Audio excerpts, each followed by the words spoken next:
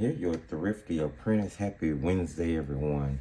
Welcome back to another Temu Art Haul video. We are going to be reviewing our very final watercolor palette from the original Temu haul. I'll be very honest, I haven't decided if I'm going to do another Temu order. But we'll see. We'll see what the future holds. I'm going to link the playlist in the top right hand corner of this video so that you can go check out that haul as well as all of the other palettes that have been tested and reviewed up to this point. Now, I'm going to be honest from jump. I saved this palette for last simply because I figured it was going to be the hardest to navigate. Let's say it like that. It's a very interesting palette, but just looking at the paints, even through the palette lid, they look very sort of chalky, almost like candy that used to come out of the bubblegum machine. So let's take a look here. We have the Giorgione 36 watercolor palette. Now, the truth of the matter is, I already like the concept of this palette. And if all else fails, I can just always remove the paint and use the palette like I've done with the rest of them. So the palette opens pretty easily. It's got a clear see-through lid. Now what I like about it, or what I think is really neat, is that the lid itself is a your mixing area, your mixing wheels. You have two large ones. You have a couple of, as many smaller ones as you do paint. And these are not half pans. Let's see, that's, I don't know. I would say it's pretty big, so I would want to give it about a fourth pan. But it looks pretty flat, and I'm sure there's glue in there.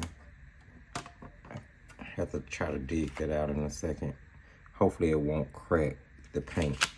But there's an area here for you to use it, I guess, if you're painting outside. And then there's a row of brush holes for you to actually put your brushes on. So essentially, you would be holding it like this, I'm assuming. And then you have your mixing areas, and then you have the area for your brush, which I think is actually a pretty cool concept, considering the fact that it's such a cheap palette. There's a little insert, which is in Chinese, made in China. That is all the English on here, made in China, other than the word watercolor. 36 colors, yeah. So that's pretty much all of the information you're getting. It comes with two brushes. You get a water brush. This is your standard water brush that comes in most to-go sets. That's what I call them, to-go sets. And then you have a really economical brush here. I don't think it's going to be good for much at all. Just some nylon bristles. So, I mean, I could paint with the water brush I painted with, you know, they're all pretty standard. So the layout of the color is unusual. I would love to be able to reorder them, but of course, I don't think that I can. Let me attempt.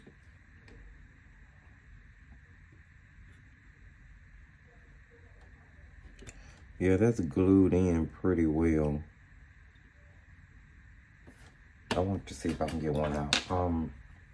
So if I decided the paints were no good and I wanted to just use the palette, because I think it's pretty whimsical and fun, I would have to probably soak the paints out, which I don't know if that's going to be a bad idea. We're going to see. It says 36 watercolors right there. I just noticed that.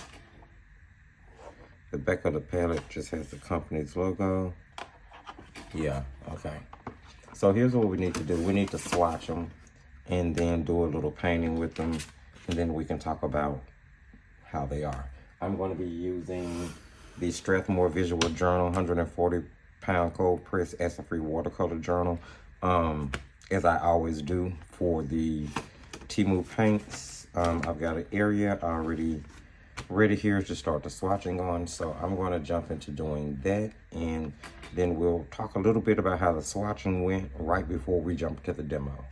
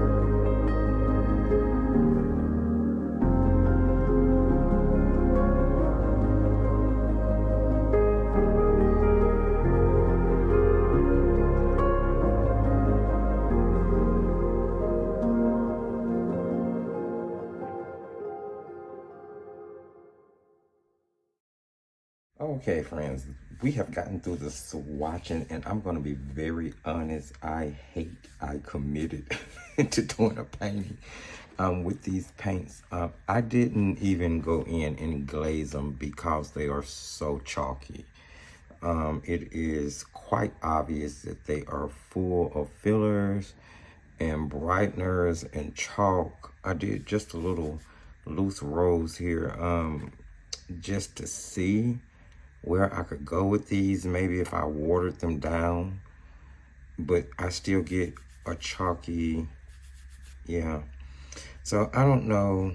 I'm gonna try something because I told you guys we would be doing a swatching in a demo. So we're gonna do a demo on them, but I can pretty much tell you right now off the bat what my opinion of these paints are.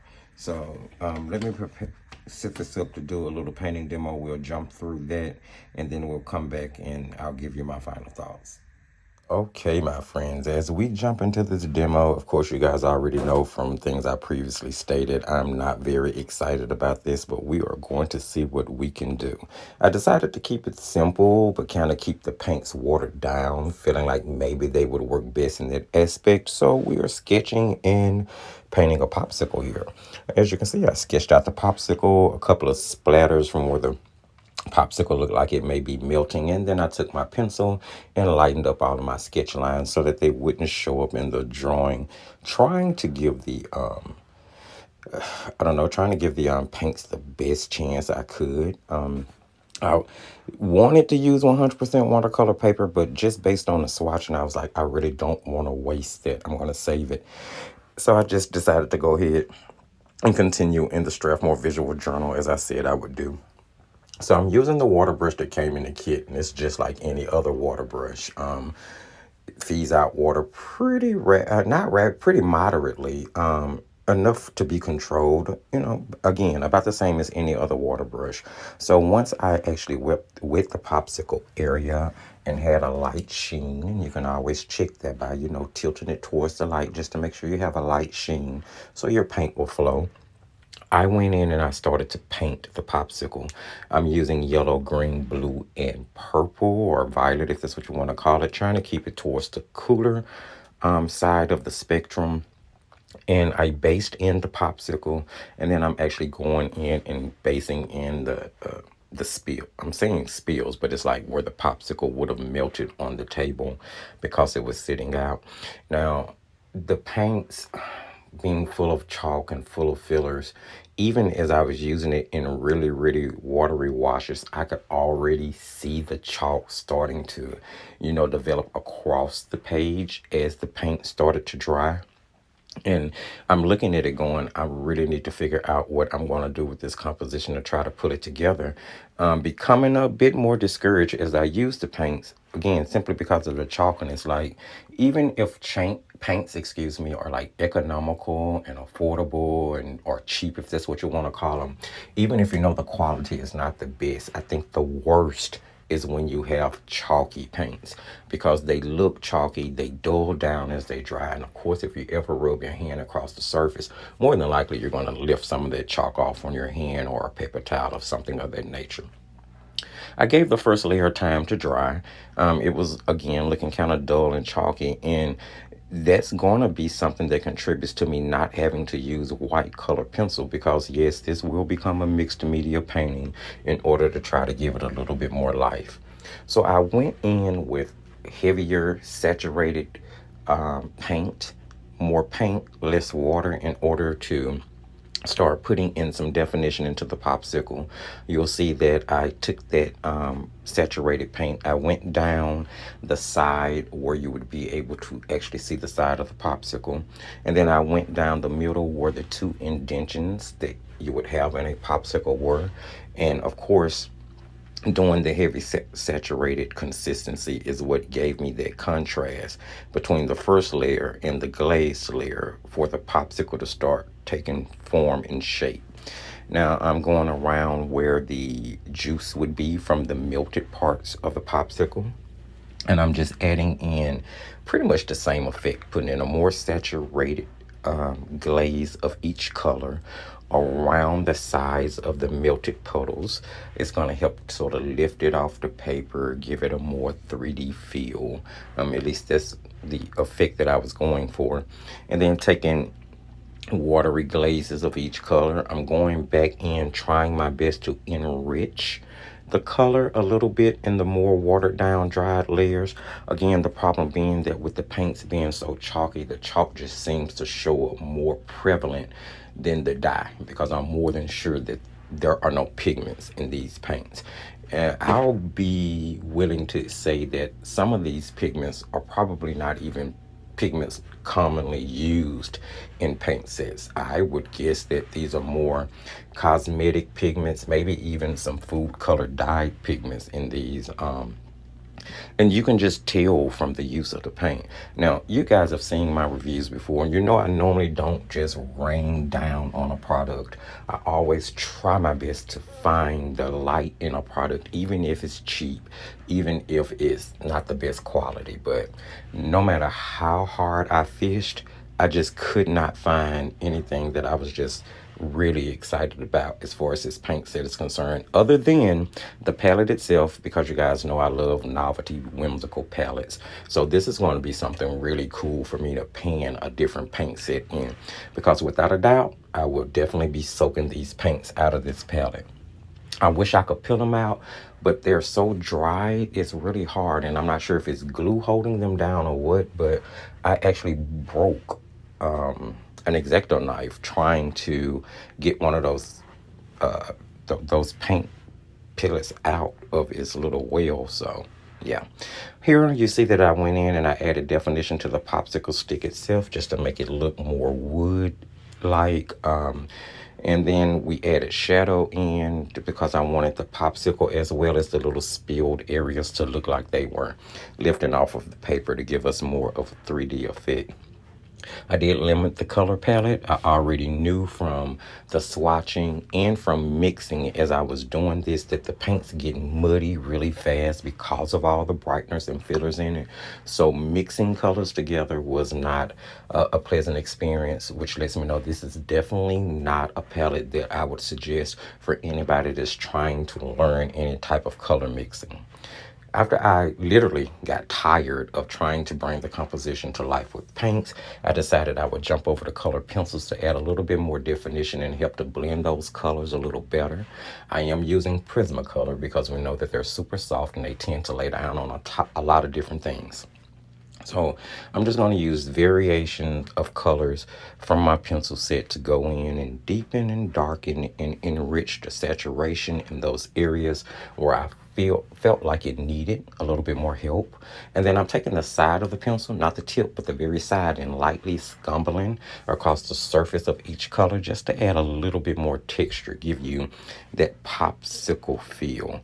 And then I'm actually enhancing the outlines around the melted juice from the popsicle as well. Again, give it a little bit more definition, make it pop off of the page. Now you'll see that the pencils gave that chalky area a little bit more color and saturation, but not much at all. So, you know, with all of that said, as I'm going to say behind this particular demo, these just aren't the paints I would suggest for anybody, even at the ultimate cheap price. You can get much better from Crayola and some of the kids' brands, Prang, things of that nature. I jumped in with a white gel pen because I want to start adding in the major highlights, especially in the puddled juices, so that you could see that there was actually liquid laying there. And then I'm going to go in and start working on the popsicle, where I'm trying to add like a frosty freezer effect to it. So I'm just like scumbling and tapping and dotting my white gel pen all over the popsicle in order to give it more of a freezer look or a frozen look. And afterwards, I'll add a little highlight into the stick, and then I'm going to sign the painting. And at that point, we can move on. So here we are, guys. I did get through with the demo. It turned out okay, I guess, for what it's worth, but it really wasn't an enjoyable painting experience. The paints are very, very chalky. They mix into mud very easily. As you can see, I really didn't have to use, I used some white gel pen in order to add sort of the frosty texture to the popsicle, but I really didn't have to use any white pencil or anything like that for any secondary highlights, because the chalk showed up so well in the actual paints, especially in a really watered down form. So it's a palette. I left the paints dry down here so you guys will be able to see exactly how chalky and full of fillers that they are. Here is the actual paint water. I started with fresh water for the composition. This is my rinse side. This is the side I was getting clean water from. And as you can see, it is really, really dirty and muddy and milky there. So I'm gonna say this is definitely not a palette, if you were ordering from Temu, that I would recommend that you get. I do believe that this particular palette is a miss, and just even for the low price of $5 or $6, I think you could do much better. I would suggest Crayola over these. I would suggest Crazy Art watercolor paints over these. I would suggest Artist Loft. I mean, there are so many other bad brands that would actually be better, which is saying a lot. So if you happen to be on Temu and you're shopping for watercolors, I would definitely say to avoid these unless you're getting it for the palette. And I mean, I'm not sure if this palette is worth like $5, but it's got a lot of whales in it. It's got 36, so it's definitely going to give me the opportunity to repan a different paint that I want to use in here, and it'll be a pretty neat palette if I ever decide to take it outside, which I'm not sure if that'll happen, but we'll see. So I'm definitely going to repurpose the palette and let you guys take another look at the artwork. Like I said, it turned out okay. I had to add some color pencil to it to really get it to where I wanted it to be. This was definitely not a composition that I feel like I could just accomplish with the paints by themselves. I just cannot get over how chalky they are, how chalky they dry down. The fact that, especially if you use them watered down, the chalk just seems to come through so prevalent. So there you have that. I'll let you guys take a look at the swatches once more, which again have a really chalky texture to them, as you can see there, even on the rose once it dried. So it's not that you can't do artwork with it, it's just, you know, nothing that with the paints alone I think you would be pleased with, or I definitely would have been pleased with. So there you guys have it. Even for $5, I would say this is a miss. This would be one that I would definitely avoid. So if you found any information in this video that you found helpful, please don't forget to give the video a thumbs up. If you just liked hanging out, share the video. Sharing is caring. You can jump in the comment section and let me know, what did you think about the demo? What did you think about the review? What do you think about these paints? Have you tried them? What was your thoughts on them? Let me know. I would love for you guys to share. Don't forget to subscribe if you're new to the channel, or if you're returning and you haven't subscribed, go ahead, do that. Then hit that notification bell so you'll know when new content is coming out. I always try my best to come up with some really good videos. Maybe not always successful, because I do be having some unsubscriptions happening, but I guess that's just part of the territory. I do try my best to do an all-around dive into different mediums and things on this channel. So just know that you're going to get all arts and some crafting here.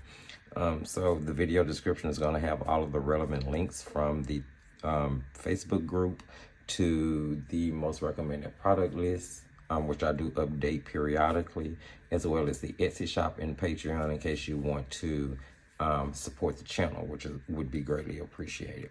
See you guys back here next time. Remember, as I tell you at the end of every single video, just keep painting and crafting.